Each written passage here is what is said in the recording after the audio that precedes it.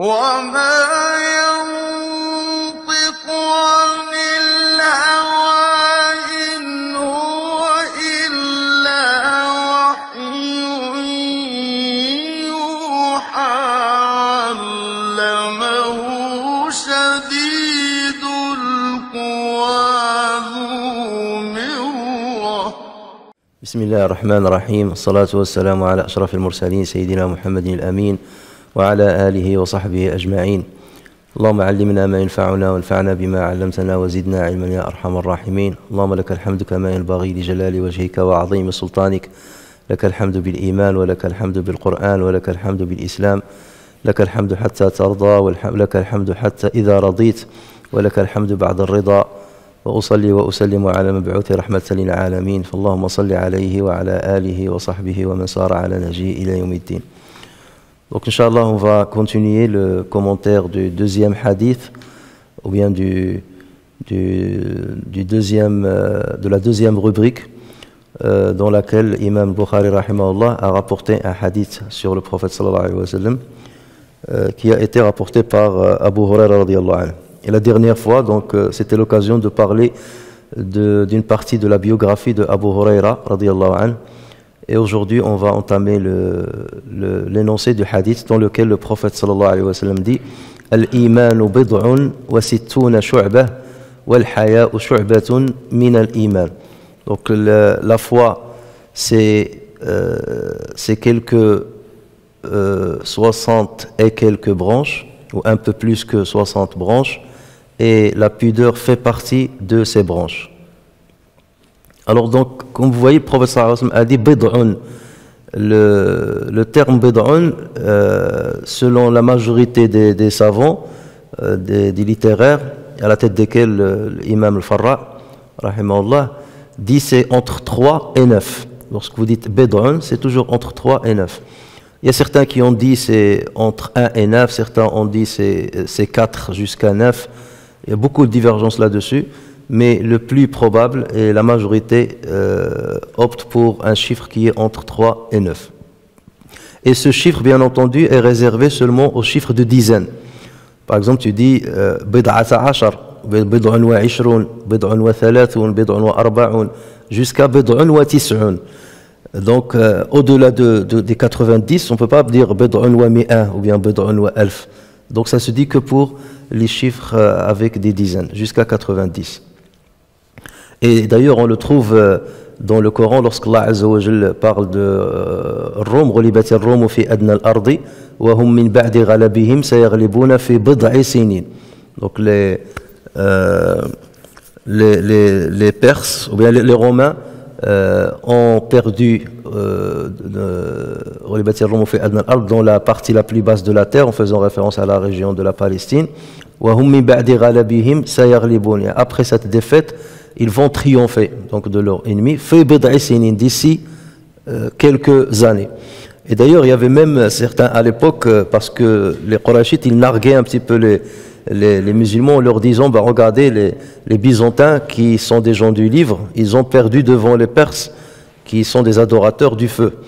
Et lorsque cette sourate est descendue, ça a rassuré les musulmans et tout le monde attendait en quel moment donc ils vont l'emporter. C'était 7 ans après la descente de ce verset que les Byzantins l'ont emporté sur les Perses. Et ça, on en a parlé lorsqu'on a parlé de Héraclius. Alors, dans la langue arabe, lorsqu'on dit bid'a, on a deux choix, soit on dit bid'un ou bien bid'atun. Et d'habitude, lorsqu'on dit bid'un, c'est qu'on la rattache à un nom féminin. Et lorsqu'on dit bid'atun, on la rattache à un nom masculin. Comme ici, par exemple, bid'un wa sittuna shu'bah. Shu'bah, donc c'est un nom féminin. C'est pour cela qu'on a dit bid'un. Et si on dit bid'atun, supposons par exemple, on va dire bid'atun wa sab'una baban. Donc dans ce cas, le féminin, bid'atun, va avec le masculin. Toujours en l'inverse. Mais parfois, on trouve que le bid'a va avec le masculin et bid'atun va avec le féminin. Et là, les savants, ils disent, donc il convient à ce qu'on interprète le nom cité après.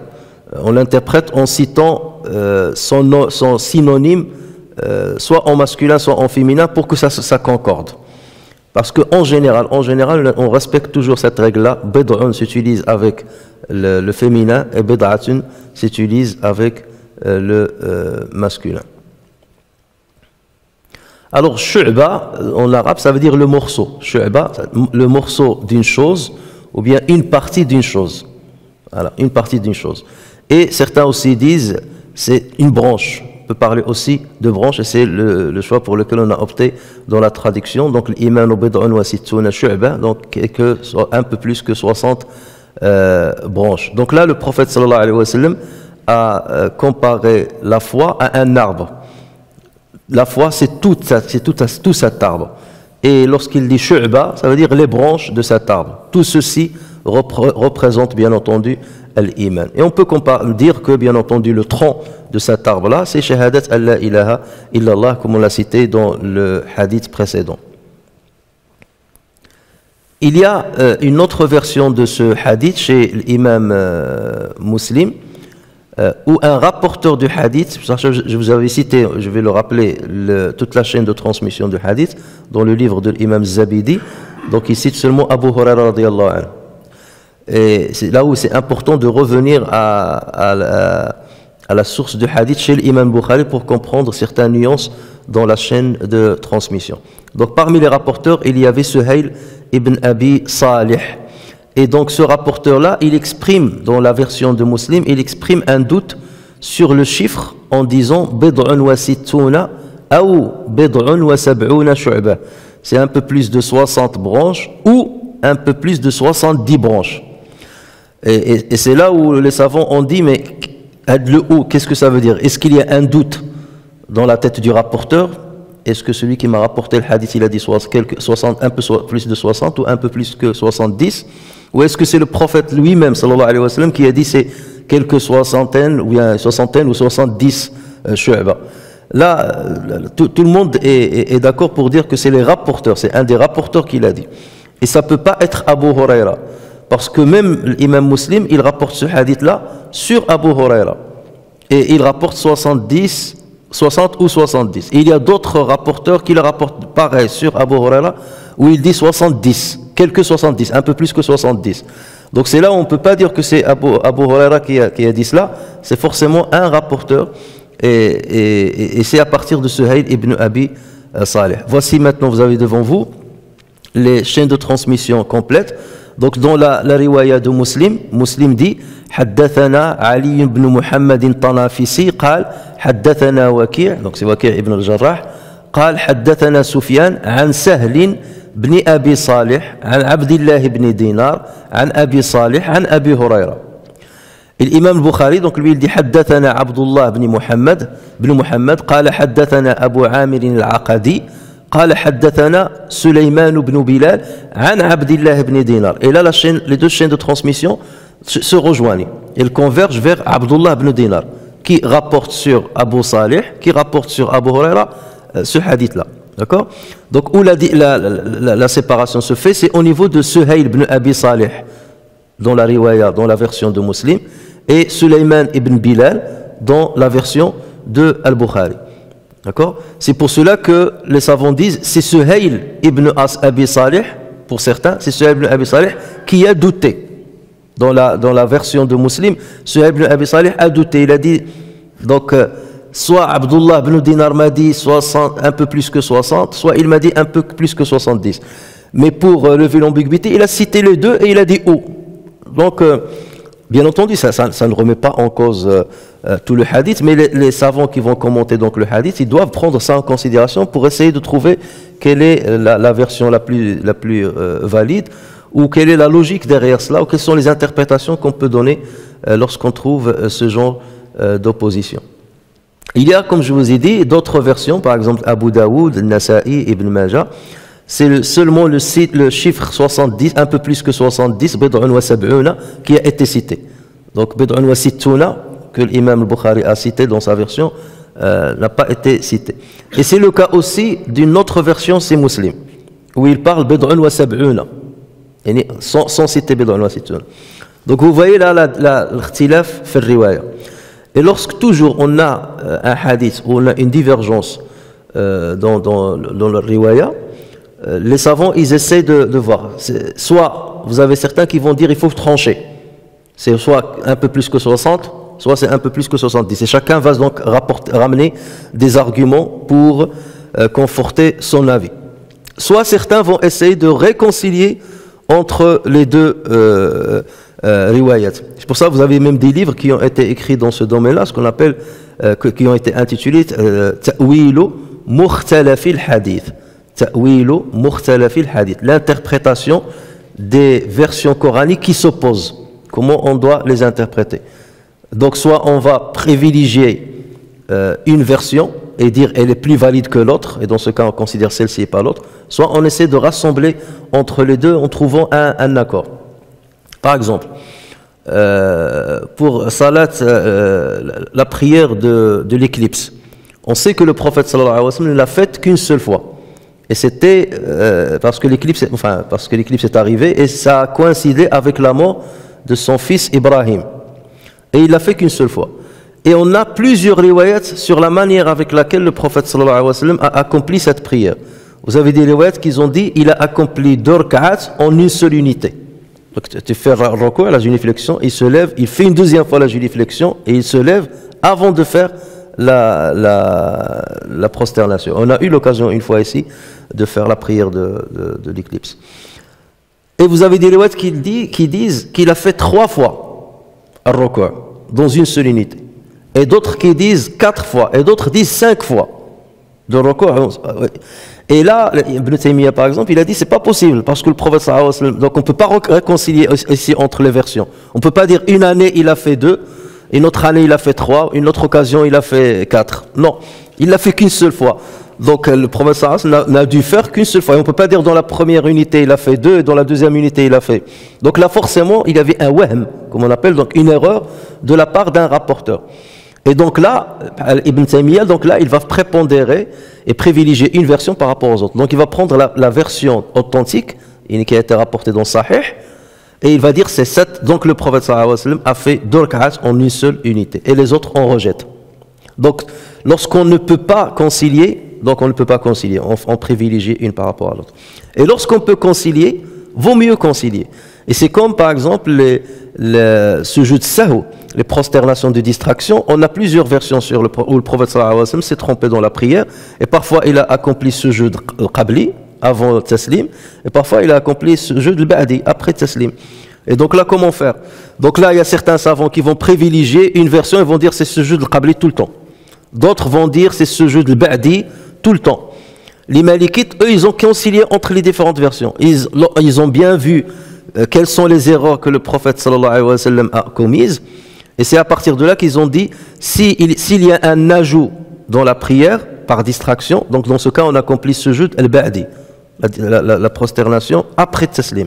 Et s'il y a quelque chose en moins qui a été, il a oublié, par exemple, j'ai oublié une sourate pendant la récitation d'une sourate pendant la première raka'a ou la deuxième raka'a, s'il y a donc un oubli, où tu as oublié Tahiyyat al-Wusta et tu es monté, dans ce cas, on accomplit ce jeu de la qabli. Donc vous voyez comment on concilie, et c'est là où, lorsqu'il y a un décret religieux, c'est très important. Lorsque c'est un hadith seulement qui parle de généralité, comme celui-là, donc il n'y a pas quelque chose de dramatique de dire qu'il y a plus de 60 ou plus de 70, parce que dans tous les cas, on n'est pas invité à les compter un par un, et voir est-ce qu'on respecte ces 60 et quelques, ou est-ce qu'on ne respecte pas. Donc certains savants pensent que le prophète sallallahu alayhi wa sallam a cité les 2 chiffres. Voilà comment ils ont concilié.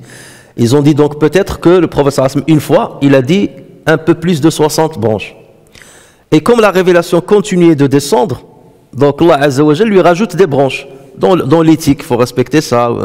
Comme par exemple, lorsqu'on a vu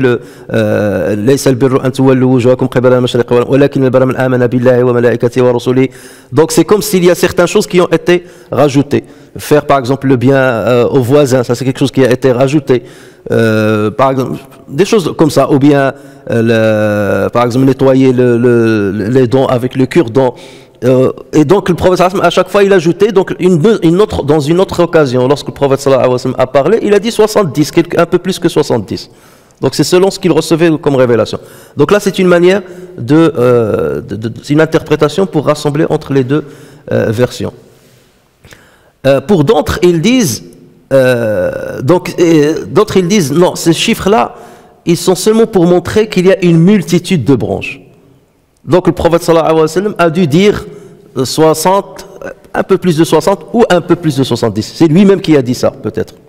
D'accord? Et pour montrer que c'est beaucoup. Et il ne cherchait pas un chiffre réel, à ce qu'on compte un chiffre réel. Un peu plus de 60 ou 70. Donc pour montrer que c'est nombreux, que les branches sont nombreux. Et donc c'est ça le message que voulait passer le prophète sallallahu alayhi wa sallam. Donc vous voyez, voici deux interprétations qui concilient entre les deux versions.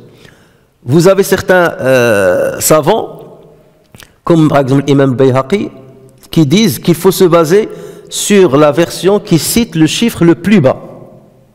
Pourquoi? Parce que si on dit un peu plus de 60, les deux versions sont d'accord pour un peu plus de 60. Les rapporteurs de cette version et les rapporteurs de l'autre.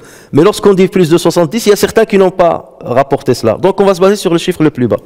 Et ça, c'est chez les ulama al-usuli, les principologues, c'est très important, dont parfois certains décrets, parfois certains jugements. Par exemple, quelqu'un a prêté à quelqu'un de l'argent.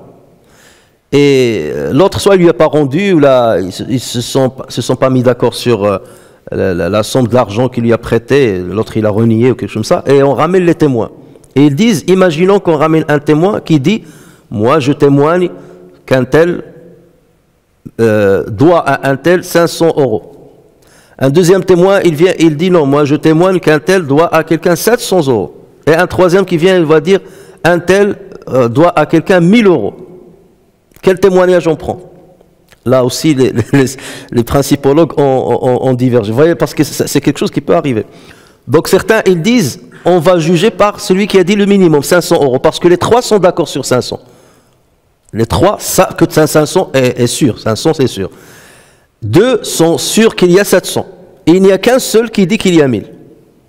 Et ils disent au bénéfice du doute, parce qu'il se peut qu'au départ c'était 1000 euros, mais la personne a déjà remboursé 500 euros. Et c'est pour ça que le premier témoin a dit qu'il lui doit 500 euros. D'accord? Ou il lui a remboursé 300 euros, c'est pour ça que la première, il lui a donné d'abord 300, après il lui a rajouté 200, et donc c'est pour ça que la deuxième personne, il n'a vu que les 300, donc il a dit il lui doit 700 euros. Donc là, le juge, il doit trancher. Donc parfois, le juge, il y a certains savants qui disent le juge doit aller vers la version la plus basse, donc il va dire tu lui dois 500 euros. D'accord? Donc c'est pour cela que certains, ils ont dit, maintenant il y a certains qui disent un peu plus de 60, un peu plus que 70, donc on va opter pour un peu plus que 60. Et peut-être que c'est pour cela que l'imam Bukhari a rapporté plutôt cette version-là, pour lever l'ambiguïté. On est sûr qu'il y a plus de 60. Ça permet de dire qu'ils sont nombreuses, les branches, et en même temps, tout le monde est d'accord sur un peu plus de 60. Mais il y a un doute sur 70. D'accord? Mais d'autres savants, ils disent l'inverse, comme l'imam Nawawi. Eux, ils disent, lorsque le témoin qui a rapporté le chiffre le plus haut est un témoin fiable, on prend en compte sa version. D'accord? On prend en compte sa version. C'est comme si je dis, de ce chemin-là sont passées 10 personnes. Et un qui vient qui dit, de ce chemin-là, moi j'ai vu 15 personnes passer. Et cette personne-là est fiable. On va dire, on va prendre en compte la version d'elle, le deuxième. Parce que s'il a cité 15 et lui il est fiable, donc on prend en compte. L'autre, même s'il est fiable, il a dit que 5 ou 10, mais il se peut qu'à un moment de distraction, il n'a pas bien entendu, il n'a pas vu certains autres passer. Donc on va prendre celui qui a dit le chiffre le plus haut. Donc tout ça, c'est pour que vous compreniez un petit peu comment les savants procèdent lorsqu'il y a des divergences dans les versions où il y a des chiffres qui changent. Un autre exemple, lorsque le prophète sallallahu alayhi wa sallam dit la prière d'un individu dans la mosquée est 25 fois mieux que s'il prie tout seul. La prière d'un musulman dans un groupe est 25 fois mieux que s'il prie tout seul. Il y a une autre version qui dit 27 fois plus. D'accord? Donc c'est là où certains vont dire c'est 27, d'autres vont dire non, c'est 25 parce que là on est sûr, et d'autres ils vont concilier, ils vont dire donc le prophète sallallahu alayhi wa sallam, au départ, Jibril alayhi salam, il lui a dit c'est 25. Et Allah azza wa jalla a voulu rajouter encore plus de sa générosité aux musulmans et il l'a monté à 27. Donc le prophète sallallahu alayhi wa sallam a rapporté ce hadith deux fois, une fois il a dit 25 et lorsqu'il a reçu une autre révélation, il a dit 27. Et il concilie entre les deux versions.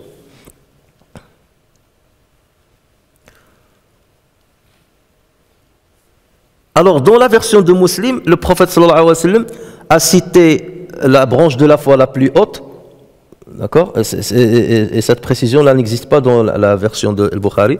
A'laha qawlu la ilaha illallah. Donc, le fait de dire la ilaha illallah, ça c'est la plus haute branche. Wa adnaha imatatul adha ani at-tariq. Et la plus basse branche, ou la plus petite branche, c'est le fait d'écarter le mal du chemin des gens. Et ceci prouve quoi? Ceci prouve justement que les branches de la foi ne sont pas à pied d'égalité. Il y a certains qui ont plus d'importance que d'autres. Et c'est pour ça que lorsqu'il a dit adnaha imatatul adha ani at-tariq, on ne va pas dire que le fait d'écarter le mal du chemin des gens est au même titre que le fait de dire la ilaha illallah. Bien entendu qu'il n'y a pas lieu de comparer entre les deux. Mais toujours est-il que c'est important de dire que le fait d'enlever le mal de la route fait partie de la foi. Alors imaginez si cette fois-ci on va enlever un mal. C'est pas qu'un mal, par exemple un morceau de verre qui risque de blesser quelqu'un. Vous enlevez un mal, quelqu'un qui est pauvre et vous l'enrichissez, quelqu'un qui est dans le besoin. Et donc vous répondez à son besoin. Donc là, ce n'est pas que écarter un mal. Écarter un mal, tu sais même pas envers qui tu le fais. Ou en général, les gens ils vont s'écarter du mal eux-mêmes. Donc pour qu'une personne se blesse, c'est très rare qu'elle ne voit pas le mal qu'il y a sur la route. Ou bien une peau de banane, il va glisser dessus. Donc c'est vraiment une personne sur 10 qui vont pas la voir. Mais imaginez lorsque le mal-là touche maintenant toute la communauté. Et ce mal-là risque de toucher la communauté dans sa foi ou dans sa religiosité, ou risque de toucher une génération musulmane. Donc là, vous imaginez que forcément, ce que tu vas faire lorsque tu participes, par exemple, dans une entreprise pour sauver les musulmans, pour sauver l'avenir des générations futures, ou pour enseigner l'islam, pour que les jeunes musulmans ne soient pas ignorants, là, forcément, là, tu es dans les hautes branches de l'islam. Et c'est pour cela qu'il ne faut pas minimiser ce que l'on peut faire dans notre action. Et le prophète sallallahu alayhi wa sallam dans ce hadith-là a terminé en disant al-haya shu'batun min al-iman. Donc certains savants ont dit le prophète sallallahu alayhi wa sallam a cité la parole comme faisant une branche de la foi. Voilà, ça c'est la parole. Qawlu la ilaha illallah. Imatatul adha ani tariq. Donc écarter le mal du chemin, ça c'est un acte physique. Wal-haya shu'batun min al-iman, ça c'est un acte du cœur. Donc il a cité 3 exemples, un se rapportant à la langue, un se rapportant au corps et un se rapportant à la langue. Alors, et les savants, lorsqu'ils ont entendu ce hadith, ils ont dit, pourquoi ne pas rassembler toutes ces branches-là, essayer de les trouver et de les compter d'une manière dans une liste exhaustive. Et donc, certains se sont attelés à ce travail-là. Le premier qui l'a fait d'une manière très sérieuse, c'est Abu Abdillah al-Halimi, dans un livre qu'il a intitulé Fada'ilu al-Minhaj. Fada'ilu al-Minhaj. Et lui, il est mort en l'an 403 de l'Hégire. Et après lui, il y a l'imam al-Bayhaqi, rahimahullah, qui a repris le livre de Al-Halimi et qui l'a encore perfectionné. Et il l'a appelé, c'est le livre le plus connu maintenant dans ce domaine-là, il l'a appelé Shu'ab al-Iman, Shu'ab al-Iman, où il a ramené, il a cité 77 branches. Donc eux, ils ont pris la version qui dit un peu plus de 70 branches. Et dans ces livres, les auteurs sur quoi ils se sont basés, ils sont d'abord basés sur le Coran. Lorsque le Coran va mettre en exergue une qualité chez le croyant, ou une vertu chez le croyant, donc ils vont la comptabiliser. Et ensuite, ils vont se baser sur les hadiths du prophète sallallahu alayhi wa sallam. Donc il va dire, min shu'abil iman, par exemple, as-sidq, la véracité. Et après, il va te citer les versets et les hadiths qui vont, et ainsi de suite. Donc le livre, c'est comme ça. Première branche, deuxième branche, troisième branche, et toutes les preuves qui poussent vers cette branche. Mais le comptage, il est très difficile parce que parfois, tu trouves une branche de laquelle découlent certaines autres branches. Donc dans le comptage, si tu comptes tout, tu vas te retrouver avec un chiffre très haut. Si tu commences à pouler, tu vas te retrouver avec un chiffre bas. Et c'est pour cela que certains ont divergé avec d'autres, d'accord, dans le comptage. Mais toujours est-il, ça reste un ijtihad de la part de ces savants. Donc il y a bien entendu on n'est pas obligé de prendre tout à la lettre. Par exemple, Ibn Hibban lui aussi, il a compté lui 79 branches. Donc il est toujours dans le chiffre un peu plus de 70, bid'un wa sab'un. Et il les a répartis de la sorte. Il a dit il y a 24 branches liées au cœur, 7 branches liées à la langue et 38 branches liées au corps. Donc imaginez le travail pour faire ça. Lire le Coran, moi il mémorise bien entendu le Coran, donc remémorer le Coran pour voir tel verset, donc là et noter, alors les hadiths est noté. Par exemple, les 24 branches liées au cœur, ça je voulais citer parce que, mais je ne vais pas tout citer. Par exemple, croire en Dieu, ça c'est une branche. Et donc, croire en Dieu, il y a croire en son entité, croire à ses attributs, que rien ne lui ressemble, croire que les contingents, c'est-à-dire tout ce qui est en dehors de lui est contingent. Deuxième donc point, croire aux anges. Troisième point, croire en ses livres, croire aux messagers, croire au destin, croire au dernier jour. Dans la foi au dernier jour, croire au dernier jour, il y a la vie dans la tombe, donc le barzakh, la résurrection, le jugement, la balance, le pont, le paradis, l'enfer. Ensuite, aimer Allah. Ensuite, aimer et détester pour lui. Ensuite, aimer le prophète. Et ça veut dire quoi, aimer le prophète? Ça veut dire faire les prières sur lui, salatu alayhi, et suivre sa sunna. Ensuite, être sincère. Ça veut dire quoi, être sincère? Ça veut dire être loin de l'ostentation et être loin de l'hypocrisie. Ensuite, le repentir, la crainte révérentielle, l'espérance en Allah, la reconnaissance, la loyauté, la patience, la satisfaction du destin, être satisfait de ce que Dieu t'a destiné. C'est différent de croire au destin.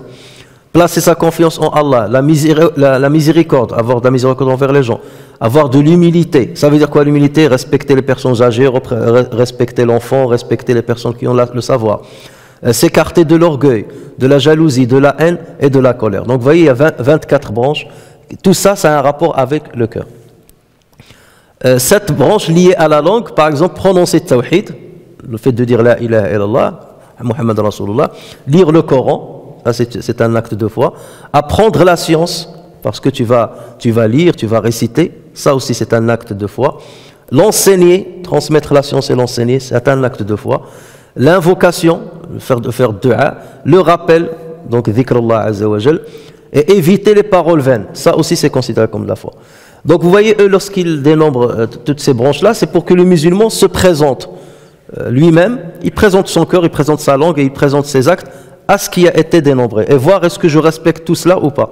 Et c'est à partir de là qu'il va dire, oui, ça, il y a un manquement là-dessus, j'ai un manquement là-dessus, j'ai un manquement là-dessus. Donc, ma foi, il faut la compléter, il faut la parfaire. Et pour les 38 branches liées au corps, il les a classées en 3 catégories.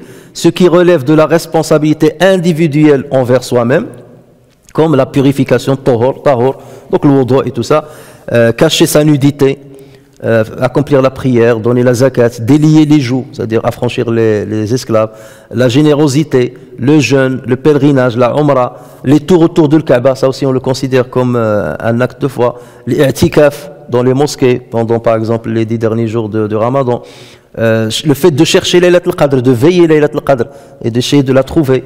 Donc ça, c'est un acte aussi qui se rapporte à la responsabilité individuelle. Sauver sa religion. Lorsque par exemple tu ne peux pas accomplir ta religion comme il le faut, moi les principes fondamentaux de la religion, tu hajir et tu quittes vers un pays où tu peux accomplir les actes de ta religion. Donc là, et etc. Donc je ne rentre pas dans le détail parce que le tout c'est 38 branches, donc on ne va pas tout citer. Ce qui relève de la responsabilité envers ses proches, donc la petite famille et la grande famille, comme par exemple le mariage fait, c'est un acte de foi, l'éducation des enfants, la bienfaisance envers les parents, le maintien des liens familiaux, c'est la sarahim, etc. Ensuite, il y a ce qui relève de la responsabilité envers toute la société. Et dans ce cas, c'est aider les nécessiteux, se maintenir dans le groupe, ne pas sortir du groupe, l'obéissance des responsables. Et lorsqu'on dit les responsables, c'est soit les gouverneurs justes, soit ce sont les savants, la générosité envers les voisins, donc ça aussi ça fait partie, c'est un acte de la foi, la salutation, salam, accomplir salam, saluer les autres.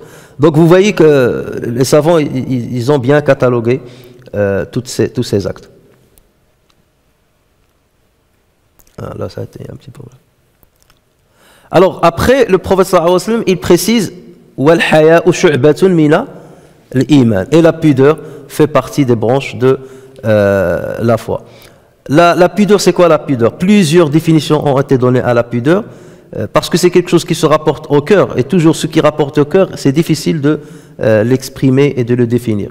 Donc certains disent la pudeur, c'est une gêne qui s'empare de l'homme lorsqu'il a peur qu'on lui reproche une chose.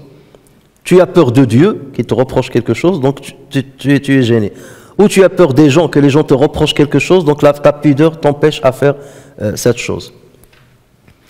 Ibn Hajar al-Asqalani, lui, il donne une belle définition. Il dit خلق يبعث على اجتناب القبيح ويمنع من التقصير في حق ذي الحق.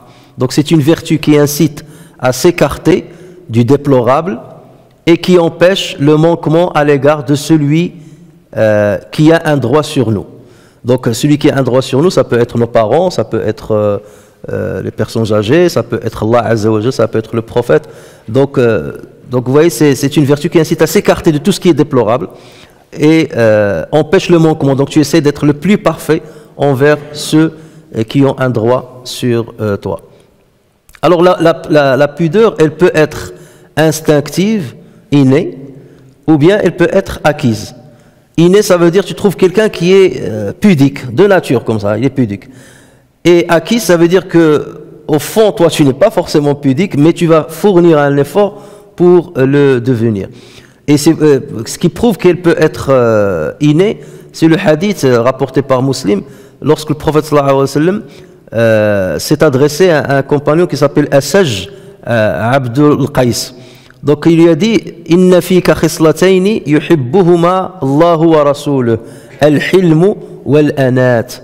Donc il lui a dit il y a en toi deux qualités, il y a chez toi deux qualités aimées par Dieu et son prophète. Al-hilm, ça veut dire la mansuétude, pardonner à quelqu'un qui t'a fait du mal, et la pondération, l'ana. Tu n'es pas quelqu'un qui est c'est quoi l'inverse qui se précipite rapidement. Tu es très pondéré. Donc là, ça prouve qu'on peut avoir ces vertus d'une manière innée.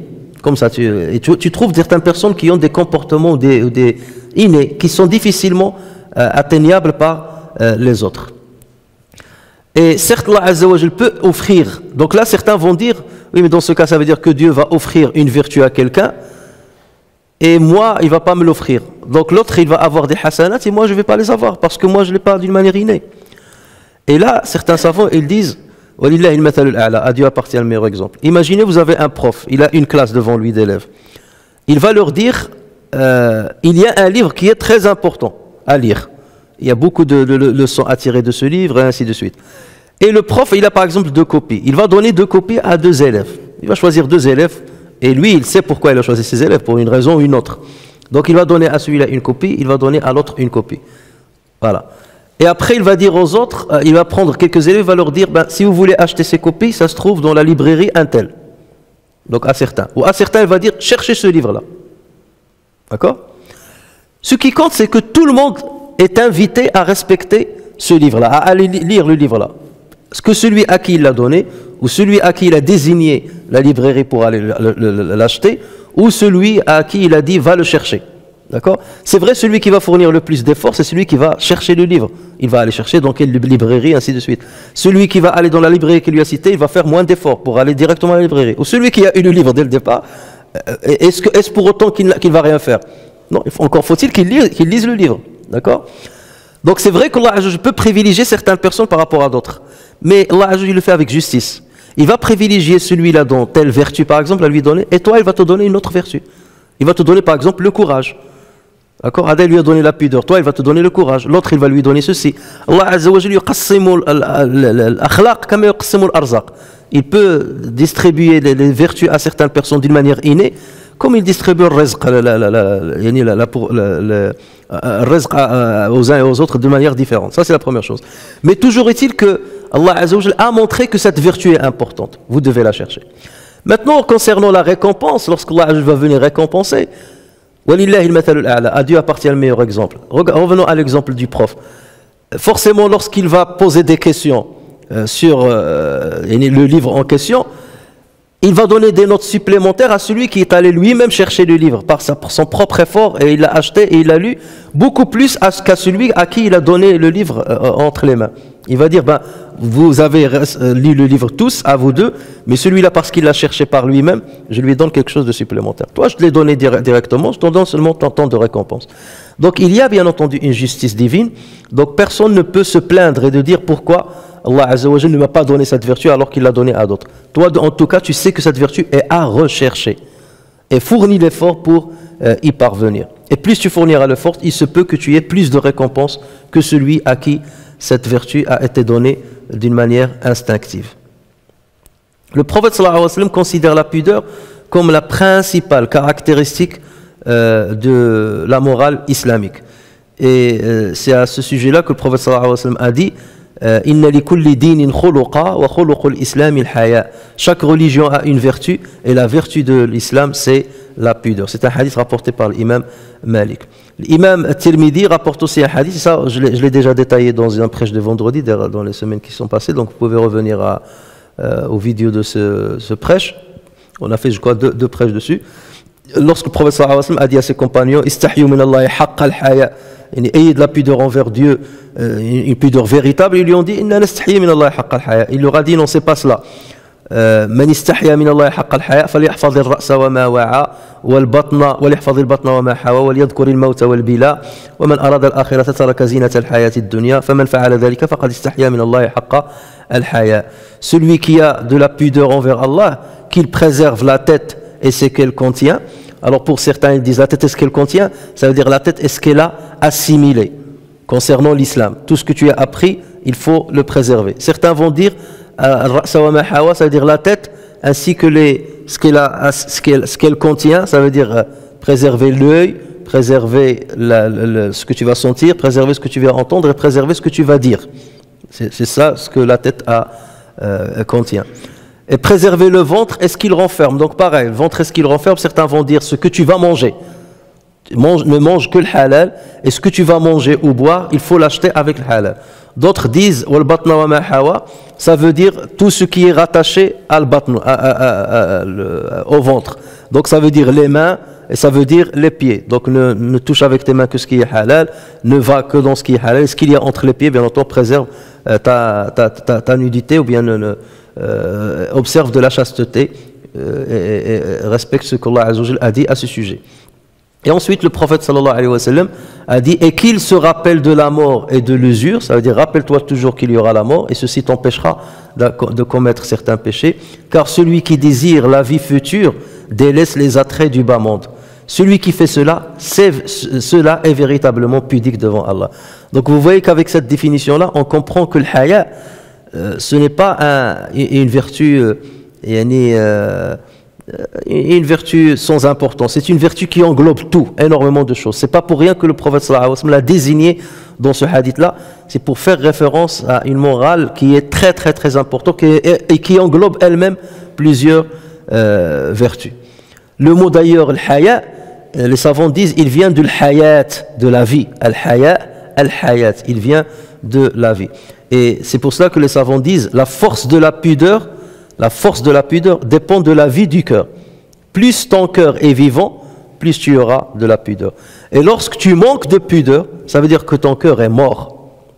Et malheureusement, nous sommes dans une société qui sape de plus en plus la pudeur. Où la pudeur, c'est le respect du prof. On n'a plus de respect vis-à-vis des professeurs, vis-à-vis des personnes qui sont âgées, vis-à-vis des personnes qui sont malades. Donc, vous voyez, tout ça, c'est un manque de pudeur. Dans la société, ça... on perd de plus en plus cela parce que justement on perd de plus en plus les valeurs liées au cœur.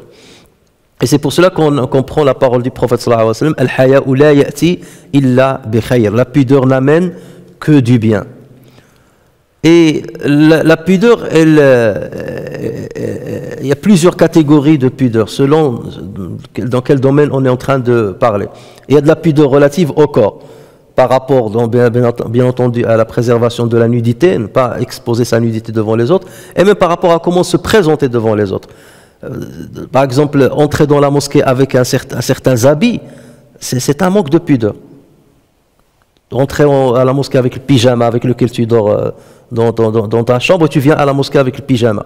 Ou là parfois avec des vêtements serrés qui montrent la forme de ton corps, ou là la forme de ton postérieur, ou là la forme de ton antérieur. Donc c'est un manque de pudeur. Ou là rentrer avec une casquette et tu la mets à l'envers, ou faire la prière avec la casquette à l'envers. Tu es devant Dieu, tu es en train de prier Dieu. C'est comme ça que tu vas te présenter devant un directeur de banque, tu rentres avec une casquette comme ça et tu vas faire la prière, c'est pas possible. Donc vous voyez même dans la présente, comment tu vas présenter ton corps, comment tu vas t'habiller, tu dis cet habillement, voilà, moi ça me va pas. Je vais m'habiller avec un pantalon déchiré par là, qui descend très bas en montrant le sous-vêtement. Ça, c'est un manque de pudeur. Chouma. D'accord. Et on a cité comment le prophète sallallahu alayhi wa sallam, même sa jambe, il l'a cachée lorsque Uthman ibn Affan est rentré. Et lorsqu'on lui a posé la question, Aïcha lui a posé la question, il lui a dit comment je ne manifesterai pas de la pudeur devant un homme en face de qui les anges manifestent de la pudeur. Donc ça, c'est la pudeur qui se rapporte au corps. Il y a une pudeur pour la malfaisance.